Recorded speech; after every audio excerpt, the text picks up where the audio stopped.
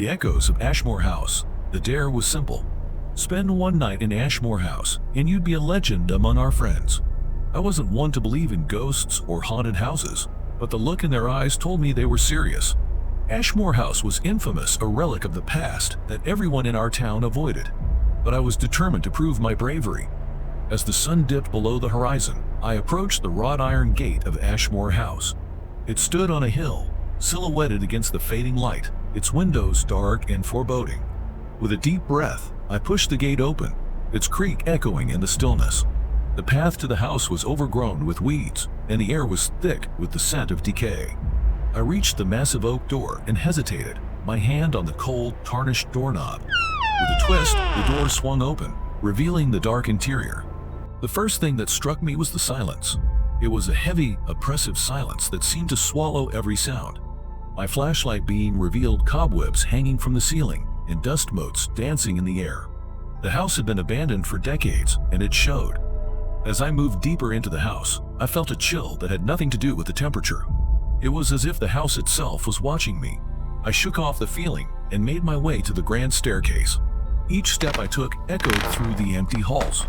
On the second floor, I found myself drawn to a door at the end of the hallway. It was slightly ajar, and I could see a flickering light coming from within. I approached cautiously, my heart pounding in my chest. As I pushed the door open, my flashlight revealed a room frozen in time. An old gramophone sat in the corner, its needle resting on a spinning record. The haunting melody filled the room, sending shivers down my spine. I moved closer, and the music abruptly stopped. The silence that followed was deafening. I noticed an old journal lying on a dusty table. Its pages were yellowed with age, and the handwriting was elegant yet frantic.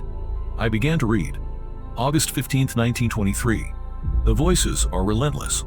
They echo through the halls at night, whispering secrets and horrors. I fear for my sanity. The house is alive, feeding off our fear. A sudden gust of wind blew through the room, extinguishing my flashlight. Panic surged through me as I fumbled to turn it back on. When the beam finally cut through the darkness, I saw them shadows moving along the walls, creeping closer. I stumbled back, my flashlight shaking in my hand. The shadows seemed to pulse with malevolent energy, their whispering voices filling my mind. I couldn't make out the words, but the tone was unmistakable anger, pain, and a deep, consuming hunger.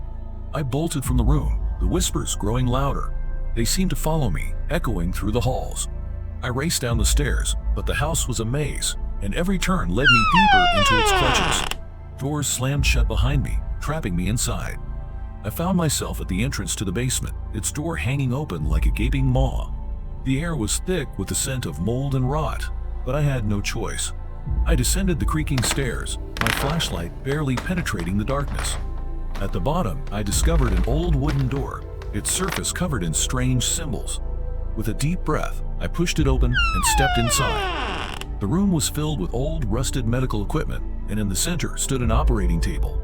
On the table lay a book, bound in cracked leather. I opened it to find detailed accounts of experiments in human experiments conducted on the house's inhabitants. The final entry was chilling. The house demands sacrifice. It feeds on our terror and despair. We are its prisoners. As I read the last line, the basement door slammed shut. The temperature dropped, and the shadows began to gather, coalescing into a dark, formless mass. The whispers grew louder, more insistent. I backed away, my flashlight flickering. Desperation fueled my actions. I grabbed the book and hurled it at the mass. It exploded into a cloud of shadows, filling the room with an ear-splitting screech. I bolted up the stairs, the whispers turning into agonized screams. I reached the front door and threw it open, the fresh night air hitting me like a wave of relief. I ran until I was clear of the house, not stopping until I was back in the safety of my friends. They laughed and cheered, but I couldn't shake the feeling that something had followed me. Ashmore House still stands, a dark silhouette on the hill. I escaped, but the house whispers still haunt my dreams. I know now that some places are truly cursed, and some doors should never be opened. Thanks for listening to my story. If you enjoyed it, don't forget to like, subscribe, and hit the bell icon for more terrifying tales. Remember, sometimes the things that go bump in the night are all too real. Stay safe.